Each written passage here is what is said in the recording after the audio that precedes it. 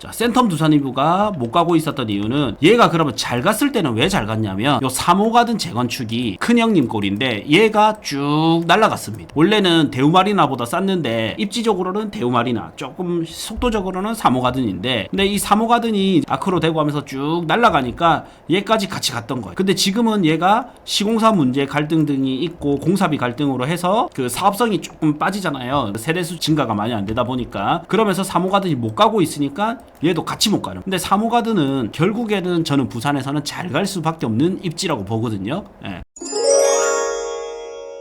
이제 센텀 두산이브 추천해 주셔서 매물을 보니 7억 중후반 8억대 형성이 되어 있는데 이 가격이면 더 상급지 동백 두산이브 제니스, 해운대 동백 두산이브 더 제니스가 나을까요? 실제로 물건을 보러 갔을 때 어떤 기준을 잡고 이 금액이면 상급지가 낫겠다라는 판단을 할 수 있을까요? 이 영상은 이제 끝나면, 오늘 라방 끝나면 멤버십으로 이제 닫히게 될 거예요. 왜냐면 아주 중요한 내용을 제가 대신에 알려드릴 거예요. 보자. 여기서 차별성을 두고 답변을 알려드리고 열어놓는 것보다는 여기서 그냥 제 성격에 맞게끔 아주 좋은 거를 알려드리는 대신에 조금 전환을 하겠습니다. 부동산은 요 가격이 있죠. 가격이 알고 보면 굉장히 과학적으로 움직입니다. 부동산 가격은 과학적이고 여기에는 많은 요인들이 합쳐져 있습니다. 많은 요인들이 담겨져 있습니다. 입지가 좋다든지, 그러니까 입지라고 하면 학군이 좋다든지 교통이 좋다든지 인프라, 상권 인프라가 잘 갖춰졌다든지 자연환경, 조망권이나 뭐 평지라든지 숲, 뭐 공원에 가깝다든지 이런 게 합쳐져서 하나의 입지가 만들어지고, 그리고 이 아파트 자체의 뭐 신축, 대단지라든지 아니면 구조가 잘 빠졌다든지 뭐 여러 가지 요인이 있잖아요. 이런 것들이 전부 합쳐져서 종합 점수가 뭐냐면 사실 그게 가격으로 나타나는 거예요. 근데 이 가격이 일시적으로는 안 맞을 때가 있어요. 일시적으로는 안 맞을 때가 있지만 이게 짧게 보면 3에서 6개월, 길게 보면 1, 2년 내로는 이 가격이 웬만하면 다시 맞춰지게 됩니다. 그래서 아파트는 비슷한 가격군이라는 게 있어요. 비슷한 이 가격대가 있거든요. 금액대, 비슷한 금액대별로 결국에는 이 아파트가 오르면 그 다음 아파트가 따라 올라가고 또 그 다음 아파트가 따라가고 이렇게 가격이 서로 맞춰지도록 돼 있습니다. 그래서 제가 옛날에 수업 시간에 무슨 말씀을 드렸었냐면, 자 보세요. 경기도에 가면 구례역 화성파크 드림이라고 있어요. 자, 구례역 화성파크 드림이 있는데, 자, 이 아파트는 자, 보시면 12년 차에다가 820세대에 입지를 보시면 수도권 경기도입니다. 김포시에 있고 신도시고, 그다음에 역에도 가깝고요. 이마트 가까이 있고 초등학교 가까이 있어요. 자, 그리고 34평이 지금 3억 9,500입니다. 3억 9천, 4억에서 3억 9천 정도 합니다. 자, 그 다음에 경기도 구미시에 가면, 구미시 하면 여러분들이 느낄 때는 어때요? 대기업이 있다가 빠진 곳, 그래서 지금 좀 힘든 곳, 요런잖아요. 구미에 도량 롯데캐슬이라는 아파트가 있어요. 도량 롯데캐슬 골드파크라는 아파트가 있는데, 이 아파트는 일단 초등학교를 가기 위해서는 길을 건너야 됩니다. 그리고 역은 당연히 멀고요. 역은 없어요. 그리고 한참 걸어갈 수 있는 거리가 아니죠. 예. 한참 걸어가면 구미역이라고 이제 하나 들어온 게 있습니다. 예. 여기 이번에 대구까지 들어가는 역이 들어와 있고, 그래서 입지를 봤을 때는 이 아파트가 좀 더 빠집니다. 어떻게 보면 요 구례역 화성파크 드림이나 요 구미의 도량 롯데캐슬이나 이거는 빠져요. 근데 보시면 이 아파트의 공통점은 뭐냐면요, 이 4억 2천대라는 시세가 비슷비슷해요. 예. 그리고 이 두 개의 변동률을 보면요, 자, 시세 변동률을 보겠습니다. 지방이고 수도권이고 완전히 달라요. 같은 거는 시세가 비슷한 것밖에 없어요. 그래서 도량 구례역 화성파크 드림 찍고, 자, 그다음에 단지 비율을 보고 도량 롯데캐슬, 도량 롯데캐슬, 골드파크 이렇게 보고 전체 움직임을 보시면요, 마치 비슷한 지역에 비슷한 입지의 아파트처럼 움직입니다. 전혀 다른 지역에 전혀 다른 특징의 아파트인데, 그래서 제가 이제 처음에는 저도 개발 정보도 보고요, 입지 분석도 해서 좋은 입지 혹은 개발 호재가 좋은 개발 호재가 있어서 그 지역을 찾아서 투자를 여러 번 해봤었습니다. 근데 생각보다 결과는 좀 다르게 나올 때도 있었고 그랬거든요. 그래서 제가 다시 수많은 지역을 다니면서 계속 비교를 했던 거예요. 실제로 제가 이거 고등학교 친구한테 추천을 해줬던 아파트거든요. 그러면 이 아파트 중에서는 사실 결과적으로 더 좋았던 거는 비슷한 상승률, 비슷한 하락률을 가지고 있습니다. 근데 투자로 성적이 더 좋았던 거는 오히려 구미의 도량 롯데캐슬 골드파크입니다. 왜냐면 살 때 얘가 전세가가 더 높았어요. 그래서 똑같은 상승률인데 전세가가 높으면서 얘가 좋았단 말이에요. 그래서 아주 비슷한 움직임을 그리고 있습니다. 그래서 부동산은 입지도 중요하고 개발 호재도 중요한데 제일 중요한 거는 얼마나 많이 이 아파트가 유동성을 흡수할 수 있느냐, 돈의 흐름을 얼마나 많이 가져갈 수 있느냐, 이게 저는 제일 중요하다라고 보거든요. 그래서 저는 이제 어떻게 했냐면 전 고점 대비, 지금은 답이 있었단 말이에요. 전 고점 대비 많이 하락한 아파트들부터 봤습니다. 왜냐면 얘가 상승했을 때는 분명히 이유가 있단 말이에요. 고점을 비싸게 찍었다라는 거는 단 한 개 아파트만 찍었다면 그거는 잘못된 거래일 수도 있지만, 비싼 아파트를 사는 사람이 분석 안 하고 살까요? 분명히 이유가 있단 말이에요. 여러 가지 이유가 합쳐져서 실거래가가 나오는데, 이 실거래가가 몇 건 이상이 된다는 거는 우리는 좀 신뢰할 수 있는 데이터단 말이에요. 그래서 전고점 대비 많이 하락했던 아파트를 이래 봤는데, 이번에 수업에서 제가 버머 W를 알려드렸잖아요.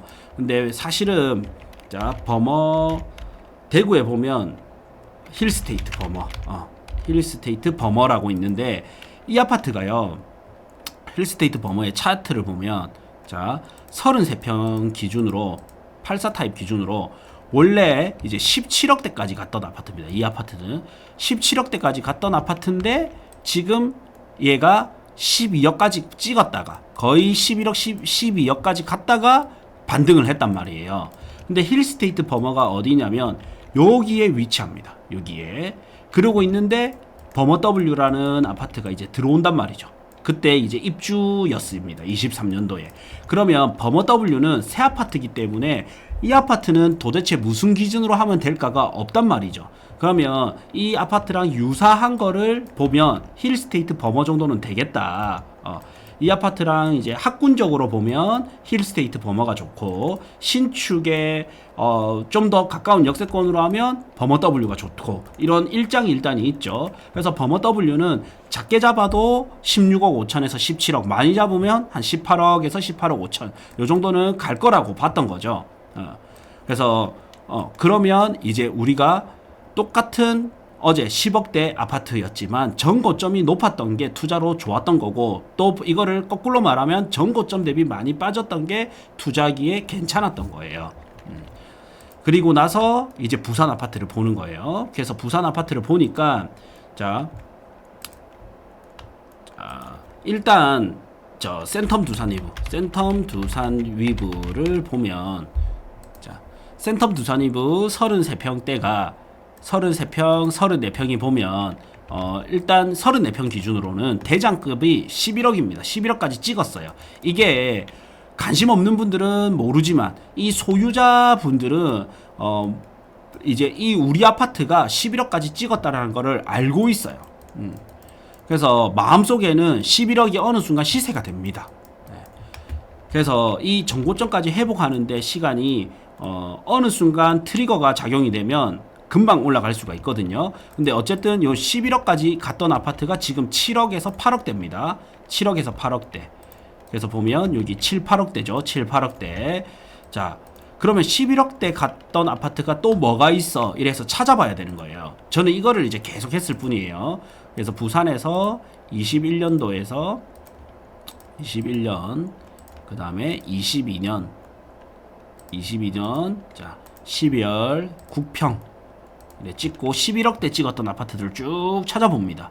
그러면 이제 대연 힐스테이트 부르지오가 11억 1000이기 때문에 얘가 아마 잘 치고 갈 겁니다.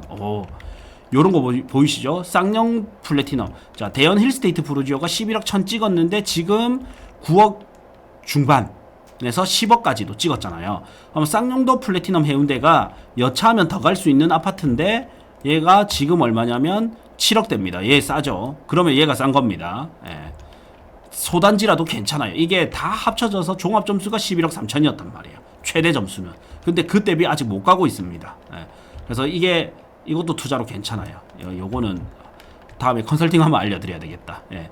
괜찮습니다. 자, 그 다음에 센텀 비스타 동원 또 11억 갔던 아파트인데 지금 이제 8억대, 8억 5천 이렇게 하고, 그 다음에 센텀 두산이브 이거 못 가고 있고, 남천 금호올림 볼게요. 금호올림 또 11억 갔던 아파트인데 지금 9억까지 거래가 됐단 말이에요. 그래서 11억 갔던 아파트 중에 제일 못 가고 있는 게 저는 이제 이게 너무 계속 받기 때문에 아는 거죠. 제일 못 가고 있는 게 여기 해운대 센텀 두산이브 하고 여기 쌍용도 플래티넘 해운대, 요 두 개는 못 가고 있구나. 그러면 이 두 개가 왜 못 가고 있냐를 이제 알아야 되죠. 자, 센텀 두산이브. 자, 센텀 두산이브가 못 가고 있었던 이유는, 얘가 그러면 잘 갔을 때는 왜 잘 갔냐면 요 3호 가든 재건축이 큰형님 꼴인데 얘가 쭉 날아갔습니다. 예. 원래는 대우마리나보다 쌌는데 입지적으로는 대우마리나, 조금 속도적으로는 3호 가든인데 살짝 조금씩은, 거의 둘 다 좋지만, 예. 근데 이 3호 가든이 이제 아크로 시공사 정해지고 하면서, 그때 아크로 막 이러면서, 지금은 이제 해지가 됐죠. 아크로 되고 하면서 쭉 날아가니까 얘까지 같이 갔던 거예요. 근데 지금은 얘가 시공사 문제 갈등 등이 있고 공사비 갈등으로 해서 거의 이제 그 사업성이 조금 빠지잖아요. 그 세대수 증가가 많이 안 되다 보니까. 그러면서 3호 가든이 못 가고 있으니까 얘도 같이 못 가는 거예요. 근데 3호 가든은 결국에는 저는 부산에서는 잘 갈 수밖에 없는 입지라고 보거든요. 예. 지금 보면 얘 3호 가든에 그러면 선행 지표는 뭐가 있냐면 삼익비치 재건축이 있고요. 우산구역 재개발이 있습니다. 요런 데가 잘 가면 다 같이 3호 가든 또 결국은 잘 갈 수 있는 원동력이 됩니다. 그럼 3호 가든이 잘 가면 다시 센텀 두산이브가 당연히 잘 갈 수 있습니다. 그래서 제가 이제 어제 좀 추천을 드렸던 거고, 그럼 센텀 두산이브는 11억까지 갔었잖아요. 그러면 그 다음 질문이 뭐였냐면 여기 동백제니스입니다. 그럼 동백제니스는 얼마까지 갔냐면, 자, 동백제니스는 12억 넘었을 겁니다. 자, 동백제니스가 12억 7천까지 갔었습니다. 12억 7천까지. 그래서 12억 7천까지 갔는데 대비 좀 저렴하잖아요. 예. 자, 그래서 저는 같은 가격이면 당연히 센텀 두산이브보다는 동백제니스를 사는 게 나은데, 여기 동백제니스도 동호수에 따라서 이게 뷰가 좀 다릅니다. 요 12억 7천까지 같은 거는 뷰가 나오는 거고, 뷰가 좀 안 나오는 거는 요것보다는 좀 싸야 됩니다. 그래서 내가 엑셀 파일 하나 켜가지고 이거를 계산을 좀 해보셔야 돼요. 좀 더 면밀하게 하려면 21년 9월 달에 12억 7천을 찍었으면 21년 9월 달을 찾아갑니다. 21년 9월 달을 찾아보면, 자, 요때 최고가를 찍었잖아요. 예. 그러면 요때 뷰에 따라서는 한 9억대, 뷰가 조금 그런 거는 한 10억에서 9억 정도 했겠구나. 예.